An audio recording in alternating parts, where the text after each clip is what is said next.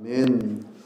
오늘 저는 요한복음 20장 19절에서 31절 말씀 중심으로 해서 선교사로 보냄받은 우리라는 제목으로 하나님 말씀을 증거하겠습니다.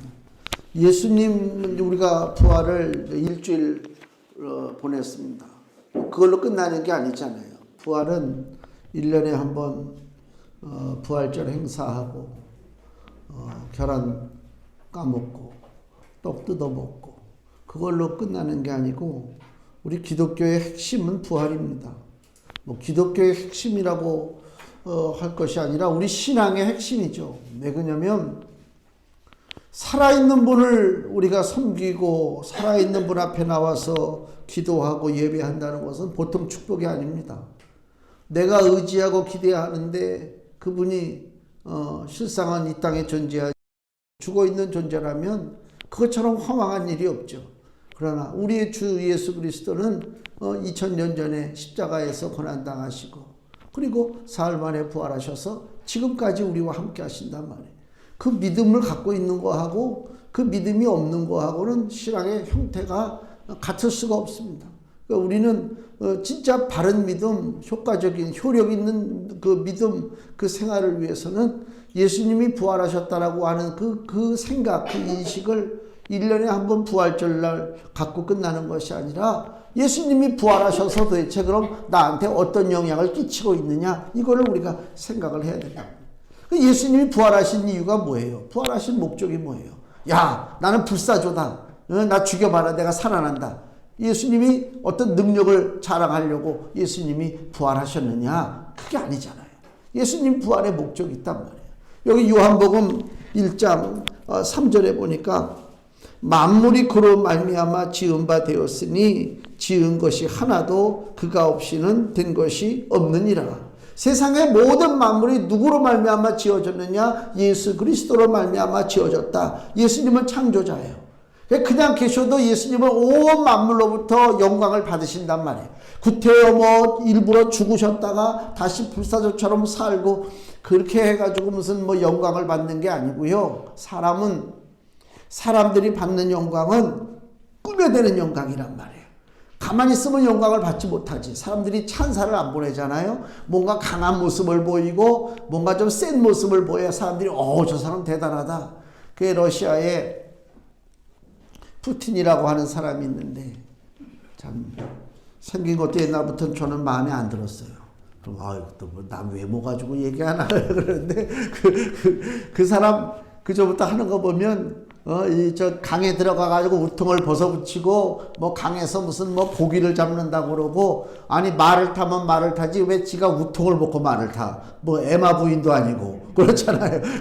그게 정말 어이가 없는 거지. 그러니까 이 수준이 뭐냐면 자기 어떤 무슨 남성상을 보임으로 사람들이 자기를 더 존경하고 자기 앞에 영광을 돌리기를 원하는 그런 아주 참 유치한 발상이 있다. 유치한 발상이.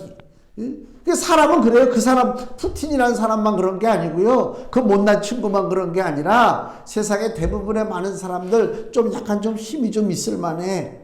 좀 내 자리가 좀 괜찮을 만해. 그러면 더 존경받고 싶고 남한테 인정받고 싶고 내 앞에서 사람들이 좀 허리를 굽실굽실 좀 이런 걸 보고 싶어 한단 말이야. 그러면 더 자기가 좀 센 척을 한단 말이야. 센 척을. 근데 하나님은 그러실 필요가 없단 말이야. 스스로 센 척을 할 필요가 없어요. 왜? 주님이야말로 이 온 우주 만물을 유지하고 운행케 하시는 핵심이 바로 주님입니다. 철학적인 용어가 있는데 그건 너무 어려워. 동인이 된다고 그러던가. 주님이 이 온 우주 만물의 모든 것에 주님이 키포인트란 말. 그거 하나만 싹 빠지면 와르르 무너지는 거예요. 그러니까 우리가 아무리 수고하고 애쓰고 인생들을 다 열심히 살아가고 있잖아요. 사는 방식이 다 틀려요. 누구는 열심히 공부해서 살고 누구는 기술을 배워가지고 살고 누구는 어떻게 해서 살고 다 사는 방식이 틀려요. 각자 자기 집을 짓고 산단 말이에요. 인생의 집을 성공하려고. 그러나 그 모든 것이 내가 애쓰고 쓰고 한다고 해서 인생의 집이 지어지는 것이 아니라 그래요. 모든 그 핵심이 뭐냐? 우리 머릿돌 되시는 예수 그리스도가 계시다 그 얘기요. 예수님이 내 인생의 핵심을 딱 붙잡고 계시다. 그걸 먼저 알아야 돼요. 그러면 내가 무엇을 하기 전에 어디에 집중을 하고 어디에 투자를 하기 전에 우선순위가 누구냐? 우리 주 예수 그리스도신 줄로 믿습니다. 주님이 중심이거든요. 그러니까 주님은 스스로 뭐 죽으셨다가 부활하셔서 뭐 뻐기고 야 나 좀 봐라 그럴 이유가 전혀 없어요. 부활의 목적은 뭐냐? 여기 로마서 1장 4절 말씀, 로마서 1장 4절, 성결의 영으로는 죽은 가운데서 부활하여 능력으로 하나님의 아들로 인정되셨으니 곧 우리 주 예수 그리스도 신이라. 부활을 통해서 예수께서 뭐로 인정됐다고요? 하나님의 아들로 인정되셨다 그 얘기입니다. 하나님의 아들로 인정되셨어요. 본문에도 우리 오늘 본문에 31절 보세요. 31절. 오직 이것을 기록함은, 지금 사도 요한이 이 요한복음을 기록한 목적을 밝히는 거예요. 오직 이것을, 즉 성경을 기록함은 너희로 예수께서 하나님의 누구라고요? 아들 그리스도이심을 믿게 하려 하며. 하나님의 아들이다 예수 그리스도께서. 그래서 죽음을 이겼다 그 얘기입니다. 즉 무슨 얘기냐면은 고대부터 사람들은 신을 만들어 왔잖아요. 신에 대한 존재, 다 신을 섬겼단 말이에요. 하다못해 우리 옛날 조상들도 막연하게 누가 가르쳐 주지 않아도 우리 인생이 전부가 아니다. 우리 인생을 지도하고 인생의 생사화복을 주장하시는 절대자가 있다라고 하는 것을 알았단 말이에요. 누가 가르쳐 주지 않아도. 그래서 그게 변형돼 가지고 무슨 각종 우상 종교가 나오잖아요. 불교가 됐든 유교가 됐든 무슨 종교가 됐든 무슨 뭐 샤머니즘이 됐든 간에 뭐 심지어는 장독대에다가 물 떠놓고 그 달 밝은 밤에 손을 빌고 있어도 그 마음은 한 가지로 똑같은 건 뭐예요? 절대자에게 운명을 맡기는 거란 말이에요. 그죠? 그건 똑같아요. 누구한테 빌든지 간에. 다만 내가 누구한테 빌는지 그 절대자를 내가 모를 뿐이란 말이에요. 지금 모른단 말이에요. 그러니까 모르니까 뭐 성황당에다가 음식 차려놓고 절하는 사람도 있고 돌탑을 쌓는 사람도 있고 뭐 나무 조각으로 다 해서 여기도 고양시도 보니까 뭐 천하대장군 지하여장군 해가지고 행주대교에 넘어오면 이렇게 세워놨더라고요.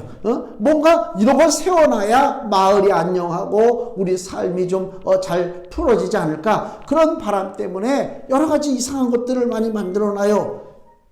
중요한 것은 뭐냐? 그 하나님의 메시지가 너희들이 그렇게 의지하고 바라보고 복을 빌고 뭔가 도우심을 좀 받을까 하는 그 존재가 누구냐? 온 우주에 아무도 없고 오직 한 분, 하나님 한 분만 존재한다. 이게 하나님의 뜻입니다. 그러니까 너희는 하나님을 믿는데 하늘에 있는 것이나 땅에 있는 것이나 땅 아래 물속에 있는 것에 어느 것의 형상이든지 만들지 말라고 십계명에 말씀하셨잖아요. 그래서 하나님은 아시는 거예요. 모세를 시내산에 불러서 십계명을 주시면서 하나님은 벌써 이 온 인류가 가르쳐주지 않는다면 제각기 하나님을 찾는답시고, 그죠? 불교, 유교, 뭐 이상한 교, 뭐 하다못해 동물, 잡신들, 귀신들 뭐 다 섬겨놓고 그것이 자기한테 절대적으로 은혜와 복을 줄 줄로 믿고 빌 것이 아니냐? 하나님은 아셨기 때문에 하나님께서 십계명을 통해서 우리에게 뭘 가르쳐요? 어떤 존재든지 만들지 말라. 형상을 만들지 말라. 하늘에 있는 것이나 땅에 있는 것이나 땅 안에 있는 땅 속에 물 속에 있는 어떤 것의 형상이든지 만들고 섬기지 말라. 너희 하나님은 질투하는 하나님이신즉 절대로 용납하지 않겠다. 왜? 이 인생, 귀한 인생의 창조자가 누구냐? 하나님이잖아요. 하나님께서 아담과 하와를 흙으로 만드시고 그 코에다가 생기를 불어넣으셨단 말이에요. 그래서 생명이 되었어요. 생명, 살아있는 존재란 말입니다. 이 살아있는 존재라고 하는 것은 움직인다고 살아있는 존재가 아니에요.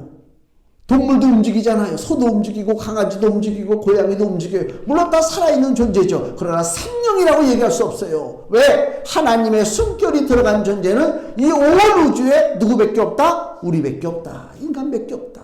귀한 존재. 이 귀한 존재가 자기보다 하등적인 거, 한심한 것들, 나무나 돌이나 철이나 엉뚱한 것들을 갖다 놓고 거기다 대고 빈다면 그 우리를 만드신 주인 되신 하나님 보실 때 얼마나 답답하겠냐고요. 그렇잖아요. 아니 내가 나의 형상을 따라서 사람의 모습을 만들고 거기다가 내 생기를 불어줬단 말이에요. 그래서 사람이 생명이 됐어요. 살아있는 영적인 존재가 됐단 말이에요. 그 살아있는 대단한 영적인 존재가 아니 나무 뿌리 붙잡고 매달리고 저기 떠오르는 동해에 태양을 보면서 올해도 좀 잘되게 해달라고 빌고 앉아있고 하나님이 보실 때 야 이거야말로 저주받을 짓이지. 너를 만든 창조자가 누군지 모르느냐? 하나님의 메시지입니다. 너를 만든 존재가 누군지 모르느냐? 우리 그러잖아요.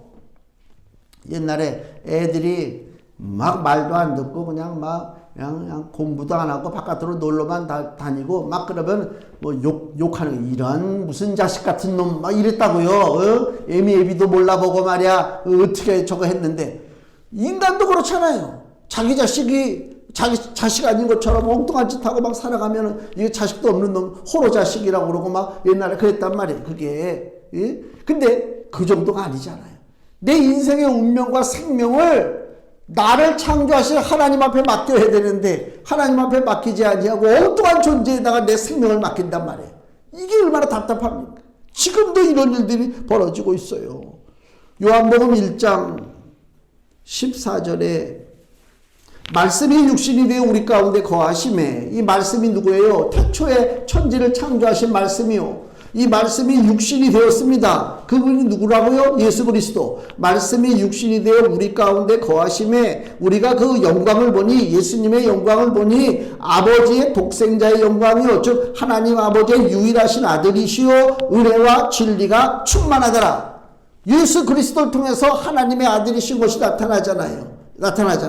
다. 또 요한복음 1장 18절 본래 하나님을 본 사람이 없으되 아버지 품속에 있는 독생하신 하나님이 나타내셨느니라. 아멘. 하나님을 본 사람이 없어요. 누구도 하나님을 본 사람이 없어요. 모세가 하나님 보여달라고 그러니까 하나님이 모세를 반석에다 숨겨놓고 내가 쑥 지나갈 테니까 너 똑바로 나 봤다가는 너 견딜 수 없어. 너도 죽어. 하나님의 영광을 인간이 죄 많은 인간들이 어떻게 하나님을 똑바로 쳐다봅니까? 우리가 태양 똑바로 쳐다볼 수 없잖아요. 그렇죠? 뭐라 이거 뒤집어 쓰거나 봐야지 맨눈에 태양을 바라보면 눈이 상한단 말이에요. 그 자연계의 미물인 태양도 우리가 함부로 막 이렇게 쳐다보고 못하잖아요. 그런데 온 우주의 주인 되신 이 지구, 이 조그만 지구 땅덩어리 주인이 아니라 우리가 알고 있는 모든 우주 전체의 주가 바로 우리 하나님이란 말이에요. 그 주인 되신 하나님을 내가 어떻게 봅니까? 볼 수가 없어요. 하나님을 본 자가 없어요. 그래서 사람들이 우상을 만들잖아요. 그걸 하나님이 막으시려고 본래 하나님을 본 사람이 없으되 아버지 품속에 있는 독생하신 하나님 누구라고요? 예수 그리스도. 독생하신 하나님이 나타내셨느니라. 아멘. 이 예수님이 오셨어요. 너무너무 감사하잖아요. 근데 하나님이신 독생하신 그 아들 예수가 왜 이 땅에 오셔야 됐냐? 뭐 오는 거야 어쩔 수 없어.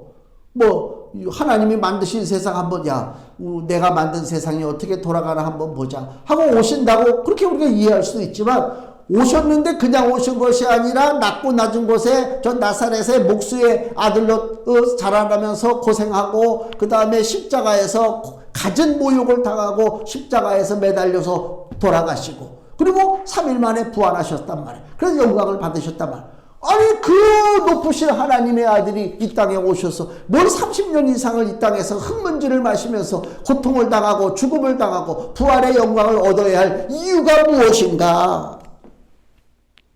요한복음 3장 16절 하나님이 세상을 이처럼 사랑하사 독생자를 주셨으니 예수님이 오셨어요. 이는 왜 예수님이 이 땅에 오셔야 됐냐? 그 답을 주시는 거예요. 왜 하나님의 아들 예수가 이 땅에 와서 왜 고생을 하고 멸시와 천대를 당하고 죽음을 당하고 왜 부활의 영광을 얻어야 됐느냐? 하나님이 세상을 이처럼 사랑하사 독생자를 주셨으니 이는 저를 믿는 자마다 어떻게 하고 멸망치 않고 영생을 얻게 하려 하심이니라. 이게 핵심입니다.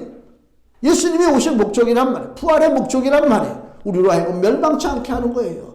그래서 우리에게 보여주는 것입니다. 우리가 믿는 우리 주, 우리 예수 그리스도는 사망을 이기셨다 그 얘기요. 내가 그렇게 믿고 따랐는데 그 양반이 죽고 사라진다? 이건 너무 낙심이지. 그 전에 그 무슨 영화를 봤는데 전쟁 영화, 제가 좀 철이 덜 나서 그런지 지금도 전쟁 영화 이렇게 좋아해요. 요새 전쟁 영화 말고 옛날 전쟁 영화. 그래서 고등학교 때도 그 먼 곳에서 저 서울의 명보극장까지 고등학교 때 진짜 산 넘어 물 건너서 와가지고 그 2차 대전 션 코너리 나온 007 나왔던 션 코너리 죽었잖아요. 스코틀랜드 배우가. 그 나온 그 멀고 먼 달이라고 하는 영화가 있어요. 2차 대전 때 연합군에 실패한 작전인데 그걸 고등학교 1학년 때 가가지고 그냥 눈을 부릅뜨고 그걸 봤던 기억이 나는데, 근데 그 다른 영화는 내가 제목이 기억 안 나는데 내가 정말 우리가 주인공이 있잖아요 영화에. 저 사람은 영화의 주인공이야. 그러면 전쟁 영화 때 주인공은 어때요? 끝까지 안 죽어야 돼. 죽으면 안 돼.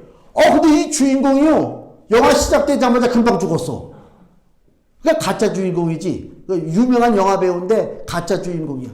야, 내가 믿었던 저 주인공이 바로 죽어버리니까 영화가 흥미가 확 사라지더라고. 그렇지 않아? 그 사람이 끝끝내 살아남아가지고 막 때려보시고 좀 이래야 신나는데 내가 믿었던 주인공이 죽어버렸단 말이야.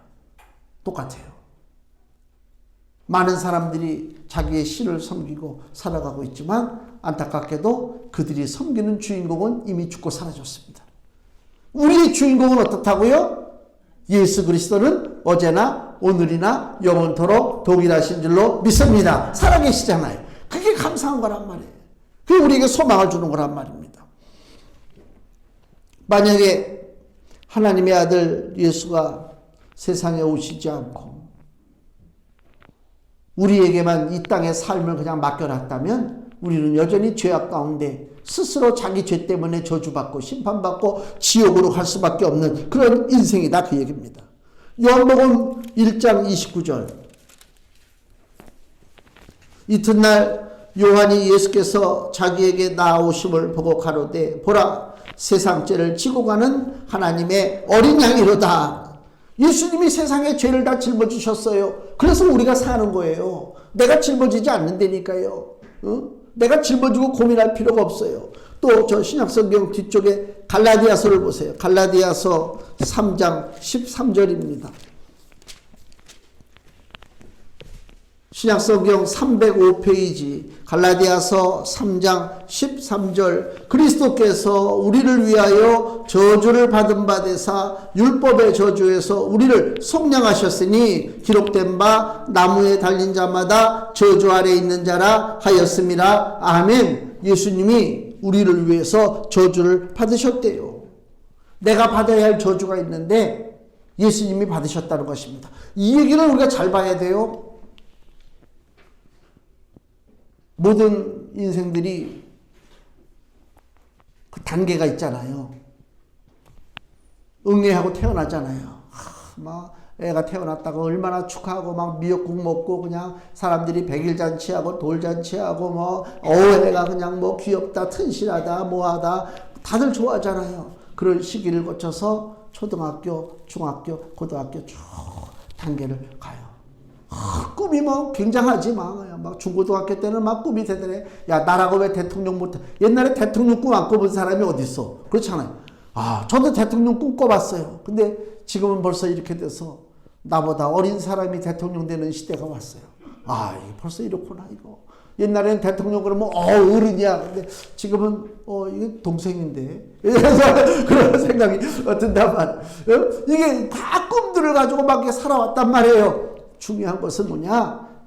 어떤 일종의 목적을 다 이루고 사는지는 모르지만 예수 그리스도께서 내 인생에 개입하지 않는다면 어떤 인생이든지 간에 그 인생은 저주 아래 놓여서 살아가고 있다. 그게 무서운 거예요.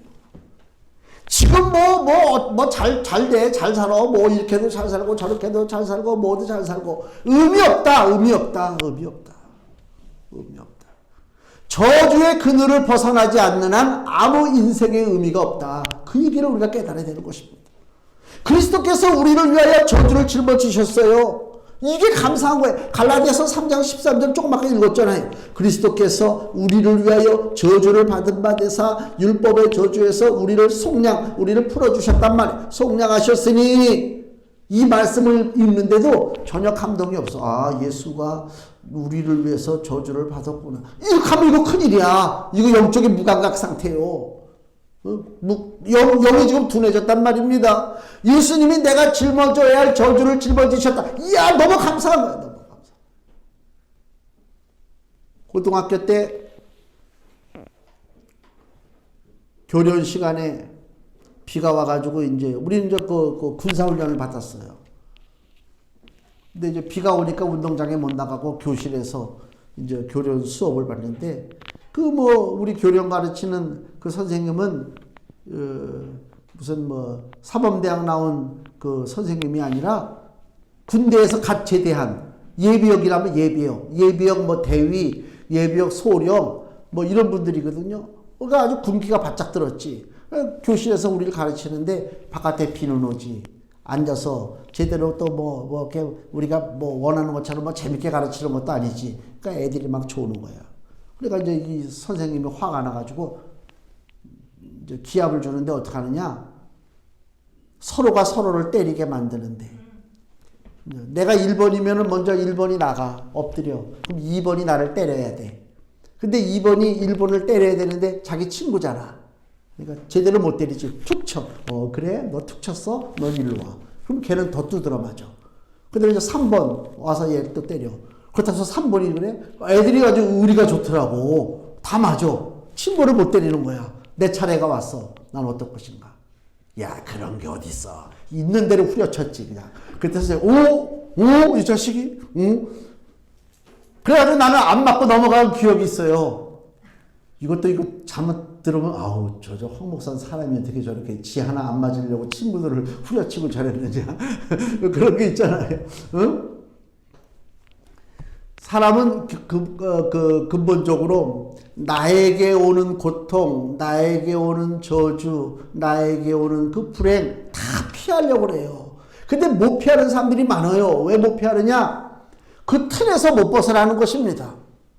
틀이 있어요, 틀. 판단하는 세상이 보는 틀이 있단 말이에요. 너는 이렇게 살아야 돼. 세상에서는 이렇게 살아야 돼. 그 틀이 있다고. 그 틀에서 못 벗어나니까 과감하게 하나님을 향해서 내 믿음을 보이지 못하고 그냥 똑같이 남 당하는 고난과 그 불행과 저주를 같이 짊어지고 살아간다 그 얘기요. 과감해야 된다니까. 지금 제가 얘기하는 핵심이 그거예요. 내가 안 맞으려고 누구 치라 그 의미가 아니고 과감할 땐 과감해야 된단 말이에요. 예수님이 이 땅에 오셔서 나를 위해서 저주를 받아주셨어요. 내가 맞아야 할 매를 예수님이 다 맞으셨단 말이에요. 얼마나 감사해요. 이 말씀을 보고 내 마음에 감사가 있어야 된단 말이에요. 찔림이 있어야 된단 말입니다. 그것이 없으면 안 돼요. 우리 인생의 문제는요.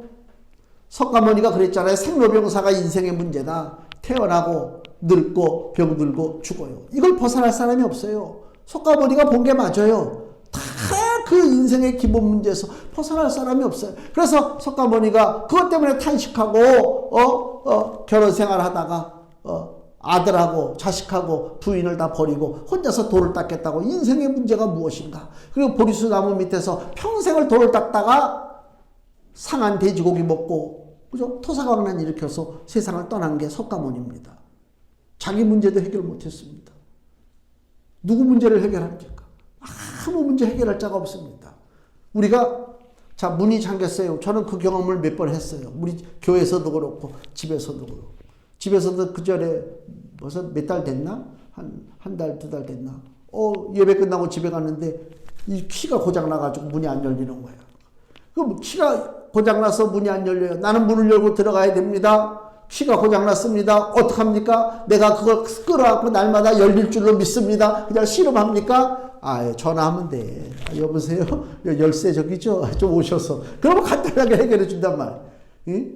인생의 문제도 전문가 아닌 사람들이 나서서 인생의 문제를 해결한다고 돌을 닦고 이렇게 하라 저렇게 하라 글을 읽든지 무슨 절을 하든지 무슨 금식을 하든지 온갖 쇼를 다 하고 있지만 그것으로 인생 문제가 해결되지 않는다 그 얘기요. 인생의 문제는 누가 해결하느냐? 그 인생을 창조하신 분만이 인생의 문제를 해결할 줄로 믿습니다. 그래서 그분을 믿고 나가는 거란 말이에요. 예수님이 부활하신 그 목적이 하나님의 아들이심을 보이고, 또 하나는 또 31절 보세요. 우리 본문에 요한복음 20장 31절 하반부에 보면 또 너희로 믿고 그 이름을 힘입어 생명을 얻게 하려 함이니라. 예수의 이름을 믿고 어떻게 한다고요? 생명을 얻으라, 그 얘기입니다. 생명 얻으라. 이 말씀은, 즉 예수님을 믿고 생명을 얻는다고 하는 이 말씀은 구약 성경에 이미 기록된 거예요. 성경에 구약에 다 이사야, 예레미야, 에스겔 다 이 예수님을 통해서 모든 백성들이 구원받는다고 하는 이 진리가 다 예언되어 있다. 그러나 문제는 뭐냐? 사람들이 그 당시에 이스라엘 사람들이 성경을 읽지만 깨달음이 없어요. 지금도 마찬가지고. 요한복음 5장 39절입니다. 151페이지 요한복음 5장 39절 예수님이 그 당시에 이스라엘 유대 백성들에게 하는 얘기입니다. 너희가 성경에서 영생을 얻는 줄 생각하고 성경을 상고하거니와. 성경을 믿었어요. 그 당시에 구약의 성경을 믿었다니까 이스라엘 사람들이. 그래서 성경을 통해서 영생을 얻는 줄 알고 성경을 공부했다니까 너희가 성경에서 영생을 얻는 줄 생각하고 성경을 상고하거니와. 핵심은 뭐냐? 이 성경이 곧 내게 대하여 증거하는 것이로다. 성경은 누구에 대해서 증거한다고요? 예수 그리스도. 그러니까 이스라엘 사람들이 성경의 가치는 알았어. 성경을 통해서 우리에게 영생의 길이 있구나. 근데 그 핵심이 예수라고 하는 사실을 그들이 알지 못했다. 그래서 요한복음 5장 40절 그러나 너희가 영생을 얻기 위하여 내게 오기를 원하지 아니하는도다. 주님께로 가지 않는단 말이에요. 아무리 지식적으로 알면 무슨 소용이 있습니까? 가끔 가다가 보면은요, 무슨 신학자도 아닌데 어설프게 신학을 공부해가지고 내가 누구라고는 얘기 안 해. 머리 없는 사람인데, 무슨 요한복음 해설서를 내고 막 그랬어요. 얼마든지 글 써서 낼 수 있어요. 글 써서 낼 수 있다니까. 그러나 그 성경 속에 예수를 발견할 수는 없다. 그들이 바라보는 예수는 무슨 예수? 인간 예수만 바라보는 거예요. 혁명가 예수만 바라본다니까. 그 어리석은 인생들이지.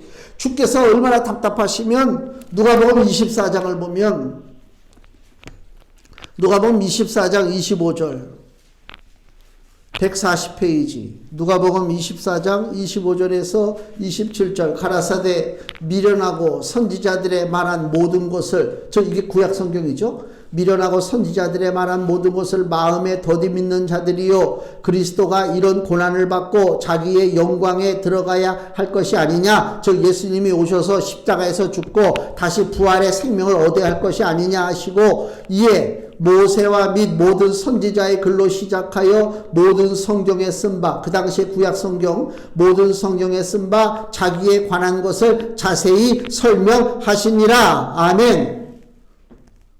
그 성경에 다 기록되어 있어도 사람들이 그 성경을 보고 알지를 못해요. 또 누가복음 24장 44절 또 이르시되 내가 너희와 함께 있을 때 너희에게 말한 바 곧 모세의 율법과 선지자의 글과 시편에 바로 이것이 구약 성경을 가리키는 거죠. 나를 가리켜 기록된 모든 것이 이루어져야 하리라 한 말이 이것이라 하시고 이에 저희 마음을 열어 성경을 깨닫게 하시고 또 이르시되 이같이 그리스도가 고난을 받고 제3일에 죽은 자 가운데서 살아날 것과 또 그의 이름으로 죄사함을 얻게 하는 회개가 예루살렘으로부터 시작하여 모든 족속에게 전파될 것이 기록되었으니 너희는 이 모든 일에 뭐라고요? 증인이라.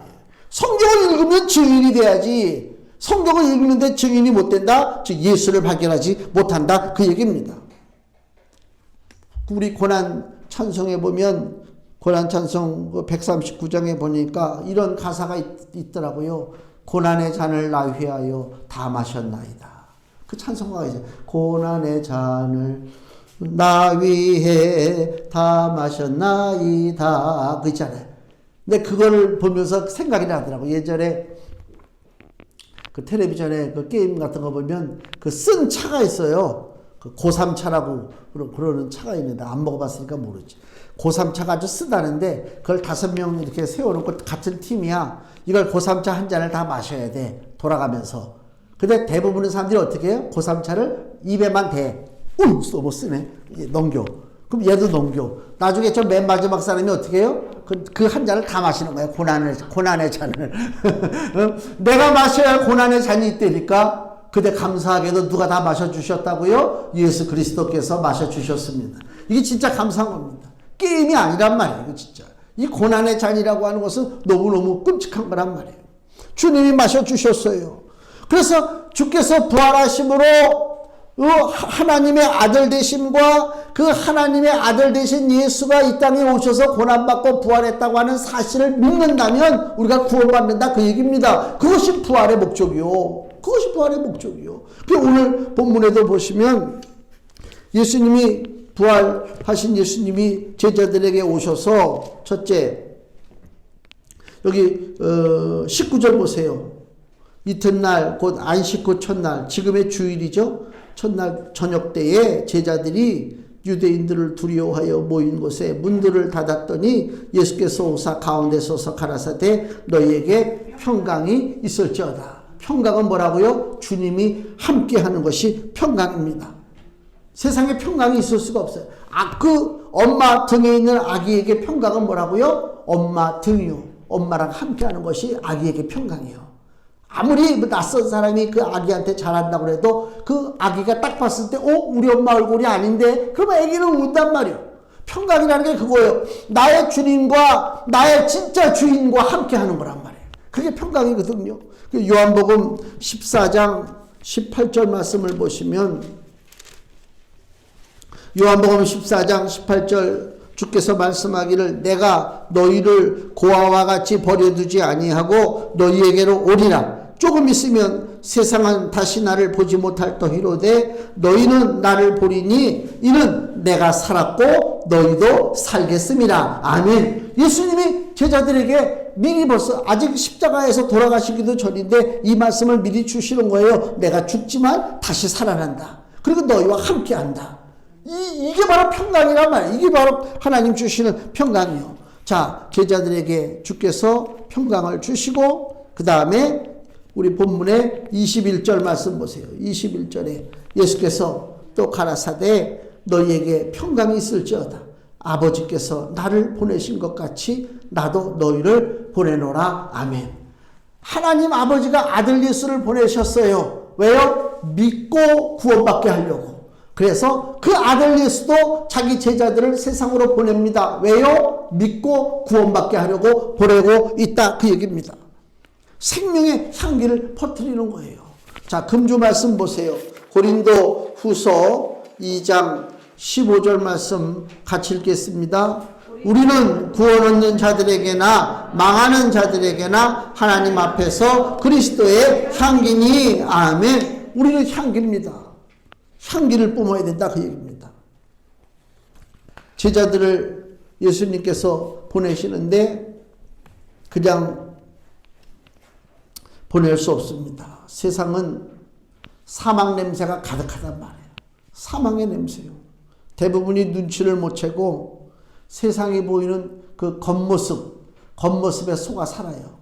제가 아침에 차를 이렇게 몰면서 저쪽에 우리 건너편 그 아파트 그 옆에 담벼락 있는 길에 꽃이 쫙 폈더라고. 아주 난 꽃 이름을 분홍 색깔 꽃인 것 같은데.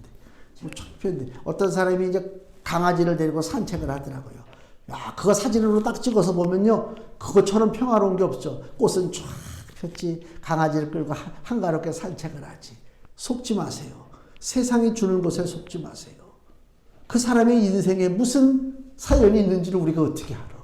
그렇죠? 예? 겉으로 보면요, 너무 아름다운 게 많아요. 너무 멋진 게 많아요.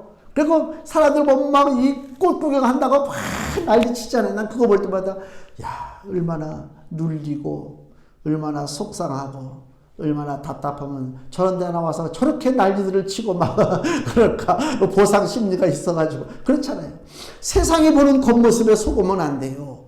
세상은요, 생명의 냄새가 날 수가 없어요. 아무리 꽃향기가 있고, 활기가 차는 것 같고, 하늘이 맑고, 아니에요. 그거하고 상관없어요. 사망의 냄새는 자연적인 것하고 상관이 없어요.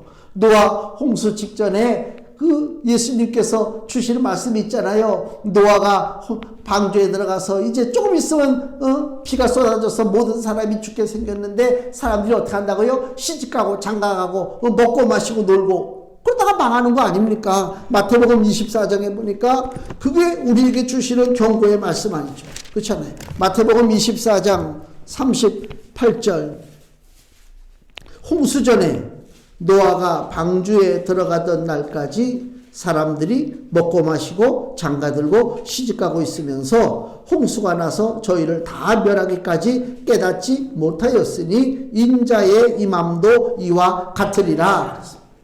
세상에 속지 말라 그 얘기입니다. 세상의 흐름, 저는 지금의 상황이 너무 모순인 게요.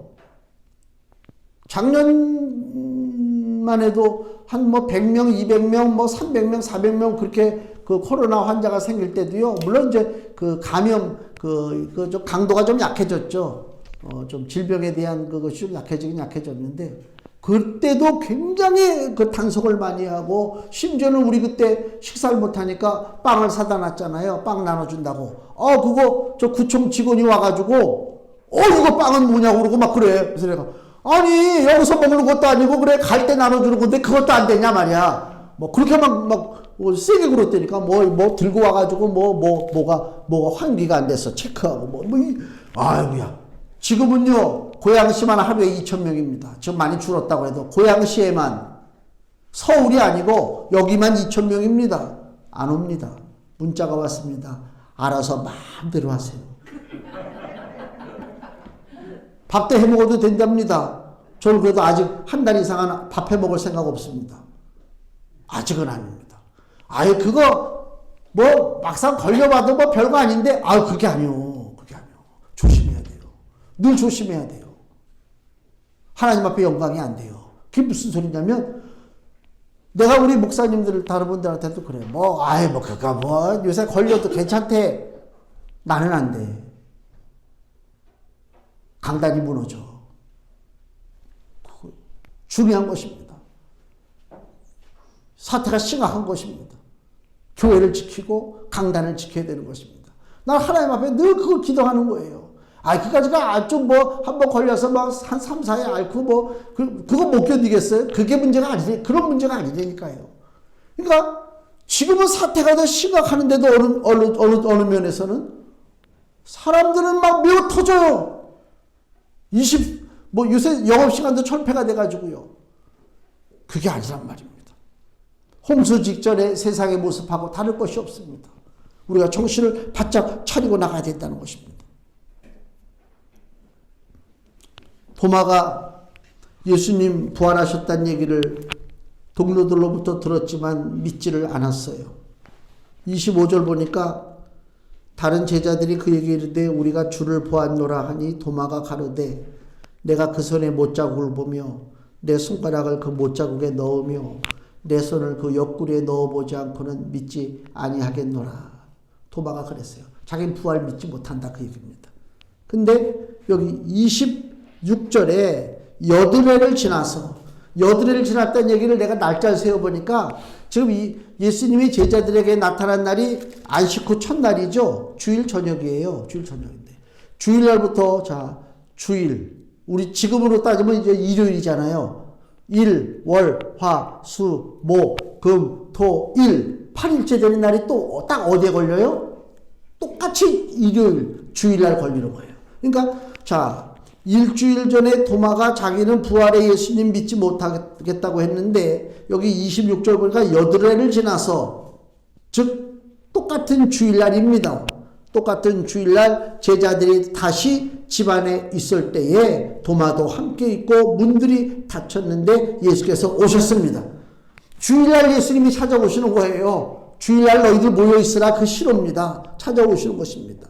그러면서 뭐라 그래요? 27절에 야, 네 손가락을 이리 내밀어. 이걸 그냥 보시면 안 돼요. 제가 뭘 봤냐면 내가 여기 우리끼리 좀 무슨 얘기를 했다고.